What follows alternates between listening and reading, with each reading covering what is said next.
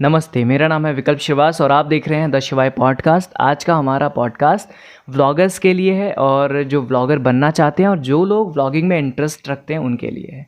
आज हम दो टॉपिक्स के बारे में बात करेंगे। पहला मुंबई का निखिल के डाउनफॉल के बारे में और दूसरा end of vlogging culture in India, मतलब कि अगर आप अभी व्लॉगिंग चैनल स्टार्ट करते हो तो उसका क्या भविष्य होगा या फिर खतरे में है भविष्य, ये सारी चीज़ों के बारे में हम बात करेंगे। तो सबसे पहले हम बात कर लेते हैं व्लॉगिंग कल्चर के बारे में जो एंड होने वाला है। बेसिकली मैं लाइफस्टाइल व्लॉगिंग के बारे में बात कर रहा हूँ क्योंकि अगर आप देखोगे 2-3 सालों में व्लॉगिंग कल्चर बहुत ज़्यादा एक्सपेंड हुआ है। Flying beast and Saurabh Joshi जैसे बहुत बड़े बड़े जायंट नेम्स सामने आए हैं जिन्होंने बहुत ज़्यादा व्यूज़ बटोरे हैं व्लॉगिंग में। सौरभ जोशी ने किड्स ऑडियंस को कवर किया तो फ्लाइंग बीस्ट ने फैमिली ऑडियंस को कवर किया। इन दोनों ने अलग अलग टाइप की ऑडियंस को कवर कर रखा है, मतलब वो कहीं और नहीं जा सकते, उन्हीं के पास आएंगे बिकॉज उनके पास वो रिलेट कर पाते हैं चीज़ों से। एग्जाम्पल के तौर पे अगर किड्स की बात करूँ तो कोई भी बच्चा, जब भी आपने अपने घरों में देखा होगा कि छोटे बच्चे जो होते हैं वो मोटू पतलू जैसे शोज़ को या फिर उन कहानियों को जो ऐसी होती हैं कि लाइक राम के पास एक बछड़ा था जो बहुत ही बढ़िया था और उस बछड़े को वो बेचना चाहता था, ऐसी कहानियाँ जो वॉइस ओवर करके आती हैं। इस तरह की कहानियों को किड्स बहुत ज़्यादा रिपीट करके देखते हैं। मतलब उनका क्या होता है कि आज उन्होंने वही सेम कहानी देखी तो कल भी सेम कहानी देखेंगे, उनको कोई फ़र्क नहीं पड़ रहा है, सेम है। वो 4-5 बार उसको देखते ही रहते हैं। मैंने अपने घरों में देखा है, आपने अपने घरों में देखा होगा। तो सौरभ जोशी के व्यूज़ का यही सीन है कि उनके पास ऐसी ऑडियंस है जो उनके कंटेंट को रिपीटली देखती है क्योंकि रिलेट कर पाते हैं लोग, बच्चे उनसे रिलेट कर पाते हैं। पीयूष के पास गेमिंग चेयर है, पीयूष के पास कार है, पीयूष की लाइफ बड़ी मस्त चल रही है, पीयूष ये खा रहा है, पीयूष वो पी रहा है, पीयूष ये कर रहा है, गेम्स खेल रहा है। तो बच्चे क्या होते हैं, फैसिनेटिंग चीज़ें सोचने लगते हैं उन चीज़ों को लेके और उन्हें बड़ा पसंद आता है बिकॉज वो खुद सेम ज़िंदगी जीना चाहते हैं। और कंटेंट, अगर मैं बात करूँ कंटेंट देखने की साइकोलॉजी, तो जो हम रिलेट कर पाते हैं जिन चीज़ों से हम वही देखते हैं। तो यहाँ पे ऐसा ही साइकोलॉजी बच्चों के साथ काम करता है, वो रिपीटली उस कंटेंट को देखते हैं जिसकी वजह से सौरभ जोशी के चैनल पे 5 मिलियन 6 मिलियन व्यूज़ आते हैं। दूसरी तरफ फ्लाइंग बीस्ट की बात कर लें तो जो हमारी घर की ऑडियंस थी, लाइक हमारी फैमिली, हमारी माएँ, हमारी बहनें, इनको सीरियल्स बड़े पसंद आते थे। फिर वो रियलिटी शोज़ पे आ गई एंड देन उनको रॉ कंटेंट मिल गया। एक ऐसी फैमिली जो कि अपनी रॉ ज़िंदगी दिखा रही है और सुबह चाय से लेकर अपना रात का डिनर तक, जहाँ पे सास भी हैं, ससुर भी हैं, जहाँ ननद भी हैं, भाभी भी हैं, बच्चे भी हैं, पति भी है, हर चीज़ नोक झोंक से लेके खुशियाँ तक, खुशियाँ से लेके ट्रेजिडी तक, एंड हर एक चीज़ वो दिखा रहे हैं, वो भी रॉ फॉर्मेट में, कोई भी फिक्शन नहीं है जहाँ पर। तो घर की औरतों को ये बड़ा अच्छा लगा और वो रिपीटली उस कंटेंट को देखे जा रहे हैं बिकॉज़ ये एक तरह का एपिसोडिक शो हो गया है।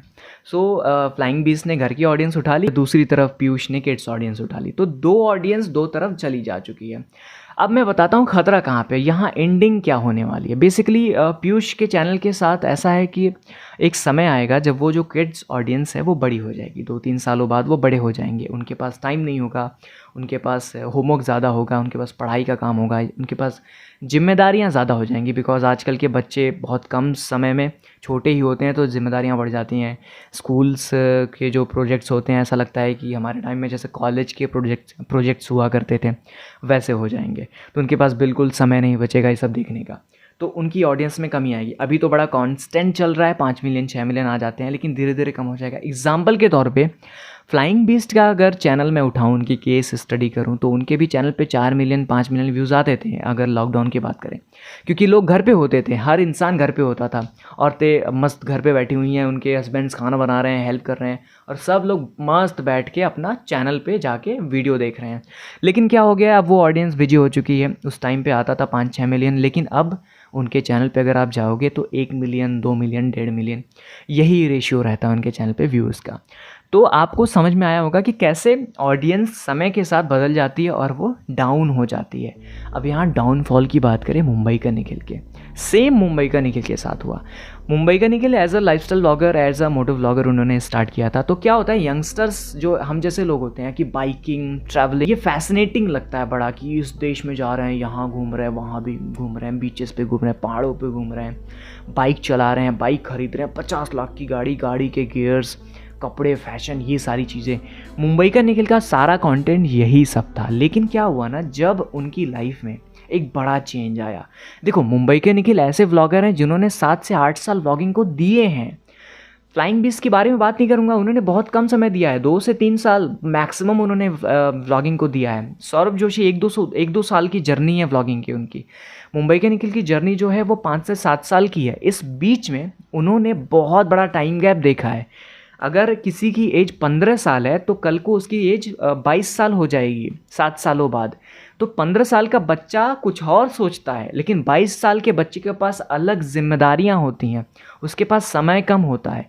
15 साल का बच्चा 2 घंटा बैठ के अपना दिन में बैठ के व्लॉग देख सकता है निखिल का, रोज़ सुबह उठ के व्लॉग देख सकता है। लेकिन 22 साल का बच्चा व्लॉग नहीं देख सकता। मे बी उसके पास उतना टाइम नहीं होगा, उसकी प्रायोरिटीज़ कुछ और हो जाएंगी लाइफ में। ये उम्र का एग्जांपल आप 25 साल से लेके 32 साल का भी ले सकते हो। सो समय चेंज होता है तो वो प्रायोरिटीज़ भी बदल जाती हैं। सेम मुंबई के निखिल के साथ हुआ। वहाँ पे रिलेटिबिलिटी कम हो गई, उनकी ऑडियंस चेंज हो गई, बड़ी हो गई, उनके पास टाइम नहीं रहा। वैसे भी मुंबई के निखिल की ऑडियंस घर वाली ऑडियंस नहीं थी, ऐसा नॉर्मल ऑडियंस नहीं थी, बहुत एलीट ऑडियंस थी जो बहुत महंगी चीज़ें लाइक प्रीमियम चीज़ें पसंद करती थी। एंड बहुत पढ़े लिखे लोग हुआ करते थे उनकी ऑडियंस में। दैट्स वाई वो चेंज आया ना, बड़ा हार्श रहा उनके लिए। और फिर कनाडा चला जाना, लोग उनसे रिलेट नहीं कर पाए, फिर फैमिली हो जाना, देन घर में बैठ के व्लॉगिंग करना, मोटो व्लॉगिंग माइनस हो जाना, लाइफस्टाइल माइनस हो जाना, ग्रूमिंग मेंटेन नहीं करना, बड़ा असर करता है। सारी चीज़ें बहुत मैटर करती है। इसके वजह से उनका डाउनफॉल हो गया। आज भी जो लोग उन्हें देखते हैं तो बड़ा, मैं भी देखता हूँ, मैं बहुत बड़ा फ़ैन हूँ उनका।